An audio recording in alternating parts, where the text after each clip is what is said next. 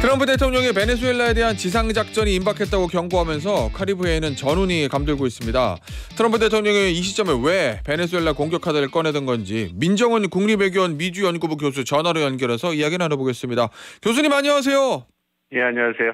교수님, 일단 트럼프 대통령이 이제 베네수엘라 공격 명분은요, 마약 카르텔과의 전쟁 이건데 영공 폐쇄하고 지금 카리브해로 병력을 직결시켰다는 거거든요. 진짜 합니까? 가능성이 꽤 있죠. 말씀해 주신 것처럼 이미 베네수엘라 영공하고 해상을 다 봉쇄해 버렸잖아요. 그리고 나서 미국 갖고 있는 추첨단 정보 시설을 시스템을 가동을 해가지고 이 마약 카르텔 요인이라든지 마약 제조 시설을 이미 다 파악을 했을 겁니다. 그래서 상황을 보다가 베네수엘라가 미국의 뜻에 호응할 가능성이 없다라고 추정 판단하게 되면 트럼프 대통령이 결정을 해서 카르텔 요인을 암살하거나 마약 제조 시설을 직접 타격할 가능성도 꽤 있다고 보고 있습니다. 아니 근데 미국 의회에서요, 교수님, 이거 공격 금지하는 법안도 발의했다고 하는데 이거 의회가 반대해도 대통령이 할 수 있어요? 트럼프 대통령이? 할 수 있습니다. 어쨌든 군 통수권자가 대통령이 있기 때문에 물론 의회가 전쟁 권한법이라고 그래가지고요. 전쟁을 선포할 권한이 의회에 있다고 연방 헌법에 돼 있어요. 그럼에도 불구하고 이 전쟁이라는 그걸 규정하는 게 애매한 거예요. 그러니까 전쟁이라고 규정한다면 1, 2차 세계대전처럼 미국이 전면적으로 이제 다른 국가들과 전쟁을 나설 때 의회에게 이제 전쟁을 선언달라고 이제 요청을 하고 그에 수반되는 전시 경제나 예산을 요청하는 그런 시스템이거든요. 그런데 이거는 작은 군사 어떤 작전이잖아요. 그러니까 그거를 전쟁으로 볼 수 있느냐. 그래서 역사적으로 보면 제2차 세계대전 이후에 이 전쟁 권한법이 지켜진 경우가 하나도 없습니다. 그렇기 때문에 베트남 전쟁도요? 그때도 전쟁 권한법이 지켜진 적이 그게 1973년도에 통과된 법인데요. 어쨌든 2차 세계대전 이후에 의회가 전쟁을 선포한 그런 게 없어요. 그리고 이런 부분들 전쟁 이번에 결의안을 발의한다고 하는데 이게 예전에도 얼마 전에도 이것이 마련이 됐는데 통과를 못했거든요. 그렇기 때문에 의회의 이런 움직임은 어떤 대통령을 견제하기 위한 상징적인 그러한 조치에 머물지 않을까 이렇게 예상합니다. 아니 근데 궁금한 게요, 교수님, 원래 마약하면은 콜롬비아, 멕시코 이런 데인데 이 베네수엘라 마약 위협이 이 정도로 심각한 거예요? 그러니까 베네수엘라 영공과 영토를 군사 작전을 해서 마약 카르텔의 본거지를 없앨 정도로?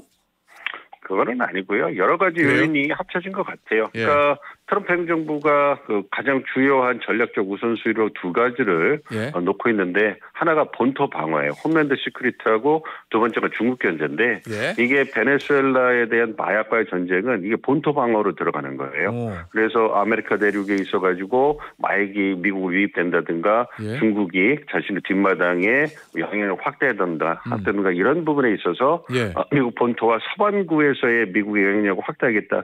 이거에 방점을 찍고 있기 때문에 이제 이민 정책과 더불어서 이런 마약과의 전쟁은 본토 방어를 위해서 군을 더 적극적으로 활용하고 행정부가 권한을 집중하겠다 이런 부분도 있고요. 또 이게 베네수엘라 마두로 정권이 이제 좌파 정권이기도 하고요. 최근에 부정선거로 인해 가지고 논란이 많았거든요. 그래서 미국이 인정해주지 않는 정권이기도 하고. 또 석유도 많잖아요. 그러니까 미국이 2019년 이후에 제일 산유국이 됐기 때문에 어떤 에너지 지배력을 발휘하고 싶어해요. 그러니까 베네수엘라를 마약과의 전쟁, 이게 국내 정치적 명분도 좋고 여타 좌파 정권이고 거기다가 석유 산유국이니까 이 베네수엘라를 마약 퇴치를 명분으로 해서 공격하는 거는 상당히 대내적으로 트럼프 대통령에게 매력적인 카드라고 할 수 있죠. 그러면은 교수님, 본토 방어라는 측면에서 보면 불법 이민자하고 마약이잖아요. 그럼 앞서 제가 말씀드렸던 콜롬비아, 멕시코, 베네수엘라 이 세 나라 다 미국으로 불법 이민자하고 마약이 많이 들어올 건데 특별히 거기서 셋 중에서 베네수엘라 마두로 정권을 찍은 이유는 석유하고 마두로 이 좌파 정권 이 두 개 때문인 거예요? 그게 크죠. 그러니까 이민 규정책 트럼프 이기 행정부 출범한 다음에 군용기를 띄워가지고 불법 이민자를 베네수엘라로 추방하는 이런 모습까지 보여줬거든요. 그러니까 여타 뭐 콜롬비아라든지 다른 국가들에게 본보기를 보여주는 거예요. 그러니까 베네수엘라를 하나를 콕 집어가지고 어떤 이민 문제, 석유 문제, 그리고 이제 말씀드렸던 마약 문제를 통틀어가지고 미국이 견제하고 이제 공격하는 걸 보여주면 다른 국가들이 움찔할 수밖에 없을 거고 중국하고 이제 중국도 영향력을 미국의 뒷배인 중미나 남미로 확대하는 거에 대해서 이제 신중할 수밖에 없거든요. 그런 부분에서 베네수엘라가 이제 본보기가 된 거 아닌가 생각합니다. 교수님, 이 베네수엘라에도 중국이 많이 들어와 있나요? 그렇습니다.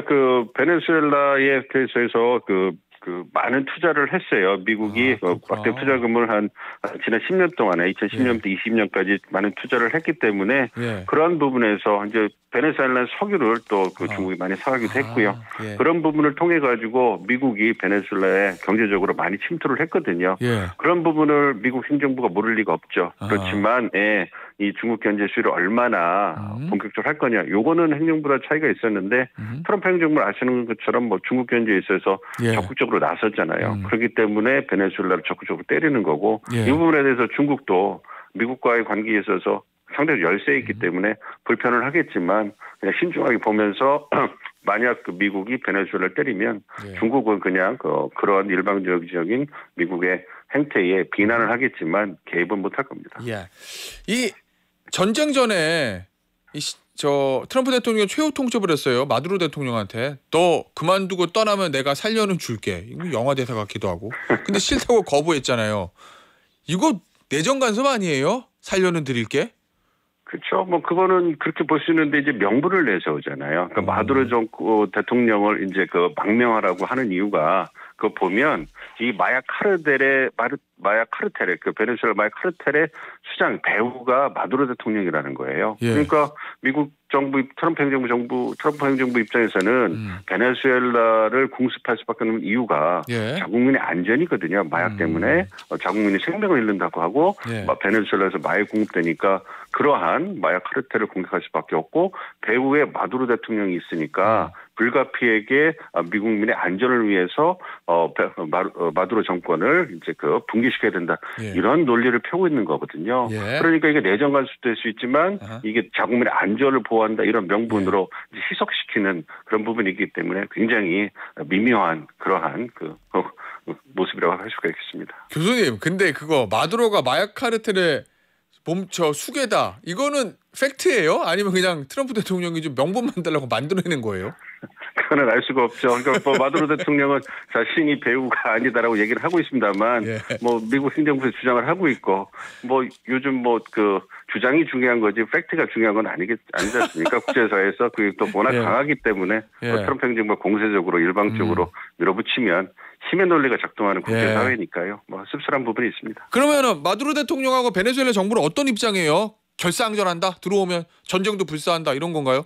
그렇습니다. 결사항전을 한다고 얘기를 하고 우리가 원하는 건 노예 상태가 아니고 진정한 평화다, 자유로운 평화다 이런 얘기를 하고 있습니다만 상당히 긴장을 하고 있을 거예요. 그래서 뭐 마두로 대통령이 자신을 둘러싸는 경호라든지 그러한 군 시스템을 다 정비하고 뭐 경호팀을 교체한다 이런 얘기를 하고 있는데요. 뭐 베네수엘라와 미국의 군사력 차이를 보면 그러한 조치가 뭐 큰 의미는 없어 보입니다. 아니 그러면은 만약에 시작이 되면 어느 정도 전쟁이 어느 정도까지 번질 것이냐는 건데 교수님 일단 미국의 그동안의 전쟁의 특성상 미사일 폭격하고 그다음에 토마호크 가고 그다음에 F 시리즈들이 가겠죠.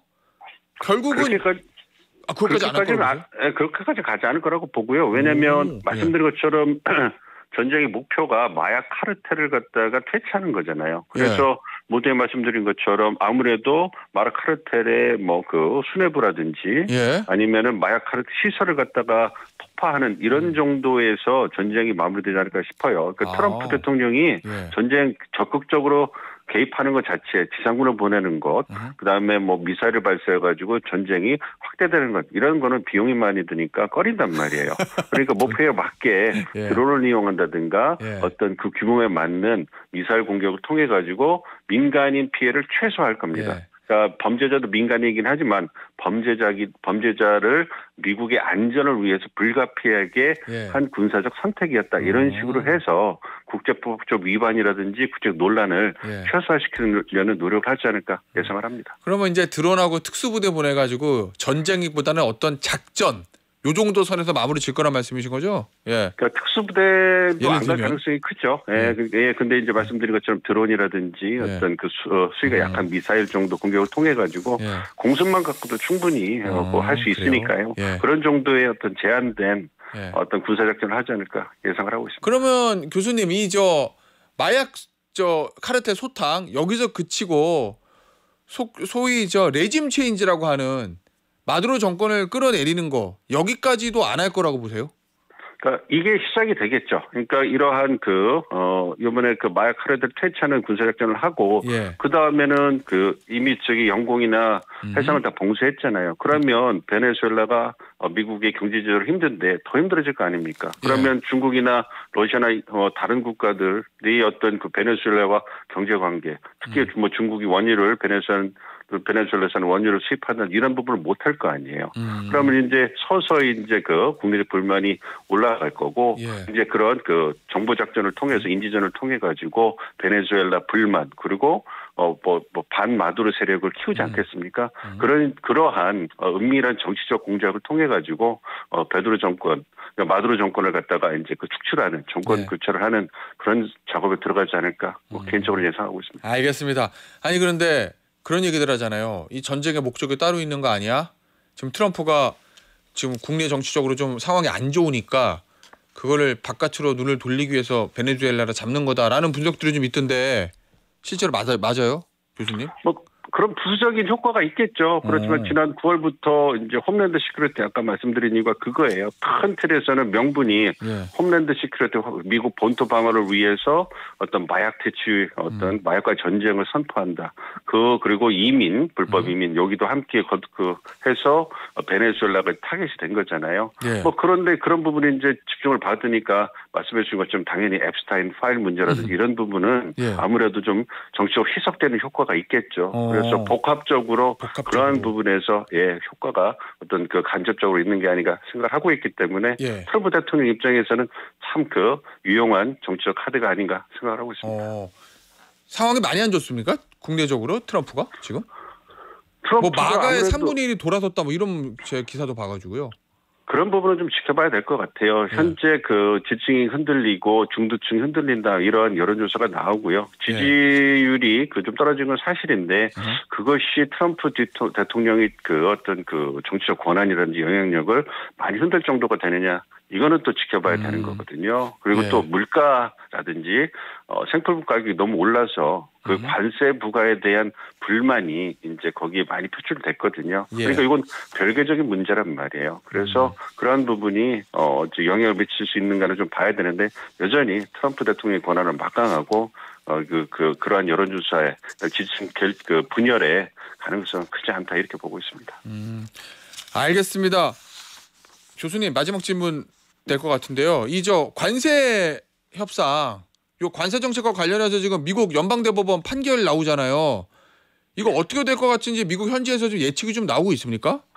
그러니까 법리적으로 보면 위헌 판결 가능성이 크다고 봐요. 그런데 이제 정무적인 판단을 연방대법원이 할 가능성은 배제할 수 없다라고 하기 때문에 결과를 예단할 수 없다라는 그러한 전망이 나오거든요. 그러니까 연방대법원 입장에서도 삼권 분립해서 사법부의 독립이 중요한데 만약에 이렇게 트럼프 행정부, 굉장히 트럼프 대통령의 목소리가 크잖아요. 그런 상황에서 트럼프 대통령이 애지중지하는 제1의 정책에 대한 태클을 사법부가 걸어가지고 연방대법원이 행정부의 행로를 막는 그러한 모습이 보이면 그러면 후폭풍이 얼마나 크겠습니까? 트럼프 대통령이 가만히 있지 않을 거라고 예상이 되기 때문에 연방대법원의 정치적 독립이 상당히 위협받을 수 있죠. 그리고 미국 국내 정치적으로 상당한 혼란이 예상이 되기 때문에 과연 그러한 정치적 혼란과 어떤 정치적 독립에 대한 후폭풍을 감당하면서 연방대법원이 그러한 위헌 판결을 낼 수 있느냐. 법리적으로는 가능성이 높지만 정무적 판단을 하면 그것을 이제 그 트럼프 행정부의 그 합헌이다 이렇게 인정할 가능성도 배제할 수 없다고 보고 있기 때문에 예. 모두 다 신중하게 쳐다보고 있는 상황입니다. 알겠습니다, 교수님. 오늘 인터뷰는 여기서 마무리하도록 하겠습니다. 지금까지 민정훈 국립외교원 미주연구부 교수였습니다. 교수님 감사합니다. 예, 감사합니다.